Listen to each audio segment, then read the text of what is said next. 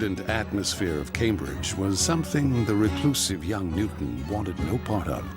It was a time, particularly after the restoration of Charles II, it was a time of great fun and frolicking, and I think Newton would have been dismayed by many of the antics of his fellow students, drinking, going after bad young women in local villages.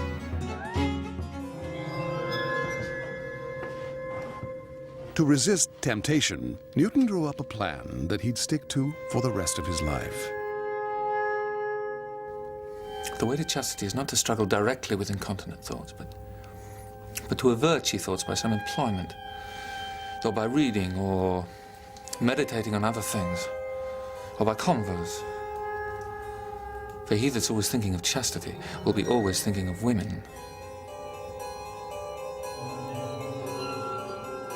He's a very silent, thoughtful young man who, I suppose, looks as though he's utterly tedious from the outside.